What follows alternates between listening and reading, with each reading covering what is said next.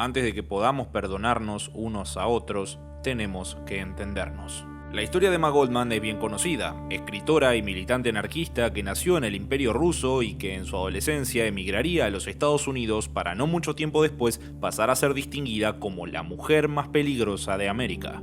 Más allá del anarquismo, durante su vida escribió sobre diversos temas en torno a la libertad sexual, el feminismo o el sufragio universal. Lo más llamativo entre sus logros fue haber sido considerada durante más de 30 años como el enemigo público número 1 en los Estados Unidos, pero no por cometer actos violentos, sino por utilizar el arma más peligrosa que su humanidad le había puesto a la mano: la razón. La palabra como arma es una compilación que reúne artículos y conferencias que Emma escribió durante la segunda mitad de su vida entre 1906 y su muerte en 1940. Entre ellos podemos encontrar, obviamente, escritos sobre anarquismo, matrimonio y amor, críticas al puritanismo, el nacionalismo y las prisiones, educación o la iglesia. Pero hoy vamos a hablar sobre uno de sus capítulos en específico y que hasta el día de hoy consiguió sostener su vigencia: las minorías frente a las mayorías, de 1911. Hoy vamos a hablar sobre un texto de principios del siglo pasado, pero que todavía al día de hoy sigue brillando por su vigencia: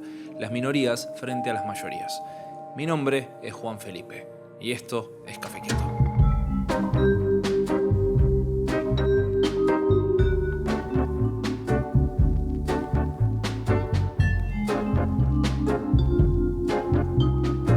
Goldman abre el texto con una contundente adjetivación de nuestro tiempo: cantidad. El avance de la multitud y su dominio sobre la vida, desde la producción, la política y hasta la educación, ha hecho prevalecer la cantidad por sobre la calidad. Por ejemplo, ella nos dice que esta preponderancia en la producción perjudicó directamente a los trabajadores porque, en lugar de suponer una vida confortable y pacífica, conllevó una mayor carga para el ser humano. O en lo político, que es mucho más evidente, la lucha por la supremacía de los partidos políticos oficiales relegó las ideas o los principios de justicia y honradez en favor de un juego sucio con el objetivo de convertirse, a cualquier costo, en el partido triunfador que domine sobre las multitudes. Incluso cuando los crímenes de los gobiernos son tan evidentes y descarados que nos hacen preguntarnos cómo es posible que estas multitudes sigan a sus líderes aunque esto implique su propia destrucción. Para Emma, la respuesta es evidente: las malditas mayorías compactas, aunque la proclama más repetida de nuestro tiempo por los políticos sea la de que nuestra época es una de individuos y minorías. Lo cual es paradójico si consideramos que las grandes riquezas de este mundo se han acumulado gracias a la inercia social de una multitud maniatada o sumisa. Porque si retomamos esta proclama del individualismo, no debe haber una época en la humanidad en donde el individuo haya tenido menos posibilidades para expresarse y reafirmarse como lo es esta. Una inercia que se lleva puesto tanto a los educadores con determinación, a los artistas que van en contra de la corriente y hasta a los científicos mismos. Nos acostumbramos a nunca detenernos a preguntar sobre la calidad de lo que hacemos, sino que si eso va a tener buenas ventas o si se amoldará al gusto de las multitudes. Para Goldman, esto hace en consecuencia que prime lo mediocre, lo ordinario y lo vulgar. Hecho que se hace más que evidente en el arte manufacturado que ata a los artistas a sus necesidades económicas. Aunque, como ya hablamos en el video de las industrias culturales, en los tiempos de Miguel Ángel, el arte no estaba sometido a las exasperantes multitudes actuales. El único criterio que se conoce es el del dólar y no importa nada más allá del rédito económico. Pero el pecado más imperdonable en la sociedad de las multitudes es la independencia intelectual. Y citando al abogado antiesclavista Wendell Phillips: en nuestro país de absoluta y democrática igualdad, la opinión pública no es solo omnipotente, sino omnipresente. No existe refugio frente a esa tiranía, no existe escondrijo donde no nos alcance, y el resultado es que si usted toma la vieja linterna griega y busca entre 100 personas, no encontrará un solo norteamericano que no tenga, o quien por lo menos no imagina que tiene, algo que ganar o perder en su ambición, en su vida social o en sus negocios, frente a la buena opinión y los votos de aquellos que lo rodean. Y la consecuencia es que, en vez de ser una masa de individuos expresando valientemente cada uno sus propias creencias, como una nación se compara con otras naciones, somos una masa de cobardes. Más que cualquier otro pueblo, tememos a los demás.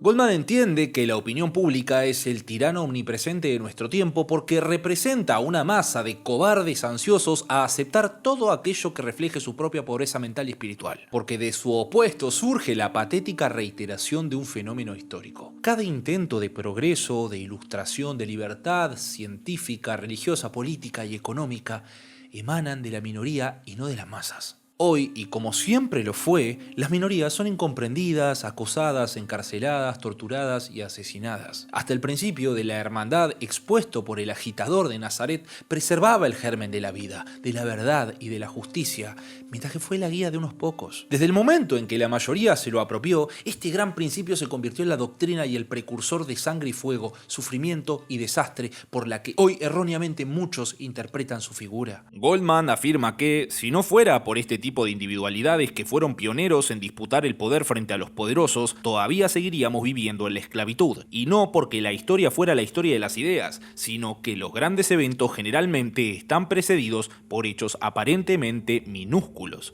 No importa en qué época pongamos los ojos, siempre las minorías fueron las que portaron tanto las grandes ideas como los esfuerzos libertadores. De hecho, Emma se atreve a hacer una aseveración sobre la actualidad del, por aquel entonces, Imperio Ruso previo a la revolución bolchevique. Ella nos dice que, a pesar de la sangre derramada por el régimen del zar Nicolás II, la mayoría había adormecido a las masas, al campesinado ruso, apagando el fuego de años y años de lucha, miseria y sacrificio.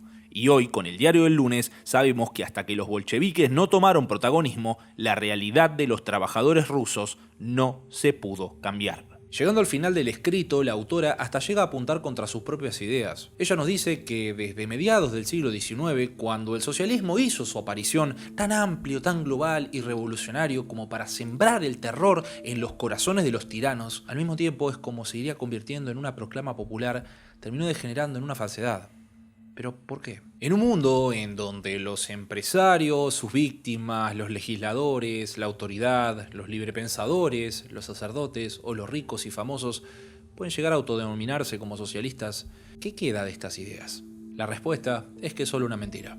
Un ideal que fue podado de su imaginación juvenil, que se lo despojó de su vigor, su fortaleza y sus características revolucionarias. Un esquema práctico sometido a la decisión de la mayoría, una mayoría cada vez más pobre, ultrajada e injuriada. Una plegaria que a todos los políticos oportunistas les encanta repetir en sus procesiones, mientras que a las masas se les chupa la sangre, se les roba y se los sigue explotando. Pero la masa en sí misma va a seguir siendo en parte responsable de este estado horrible de las cosas, mientras que se siga aferrando a sus amos y a la doctrina del látigo. Son los primeros en pedir muerte a aquel que levanta la voz contra la autoridad del capitalista o alguna institución decadente. De esa forma, mientras que siga existiendo la autoridad jerárquica y la propiedad privada, van a seguir existiendo una masa dispuesta a convertirse en soldado, en policía, en carcelero o verdugo. Todos estos demagogos que hacen de la palabra socialismo un significante vacío son los mismos que se encargarán de mantener vivo este mito de las virtudes de la mayoría para perpetuarse en el poder. Porque a ellos no les interesa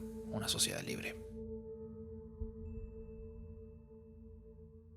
Goldman termina este breve texto con una reflexión personal. Ella, como muchos de nosotros, dice sentirse entre los oprimidos, entre los que fueron desheredados de la tierra. Como conoce la vergüenza, los horrores y la indignidad bajo la que viven estas personas, jamás sería capaz de reconocer a la mayoría como la fuerza creativa de algo bueno. Jamás una masa compacta conseguiría, como nunca lo hizo, alcanzar la justicia o la igualdad. Siempre terminó reprimiendo la voz humana y su espíritu. El objetivo de la masa siempre fue el de convertir la vida en un bloque uniforme, monótono y gris como un desierto, aniquilando todo brote de individualidad, libre iniciativa y de originalidad. Una masa dirigida siempre será tosca, patética y perniciosa. La masa no necesita ser adulada, sino que educada tiene que desquebrajarse, dividirse y gozar de su individualidad. Una individualidad plagada de hombres y mujeres honestos, dulces y consumados. En otras palabras, la viviente y la verdad vital del bienestar social y económico convertido en realidad solo a través del celo, coraje y no acomodaticia determinación de las inteligentes minorías, y no a través de las masas. Muy buenas noches.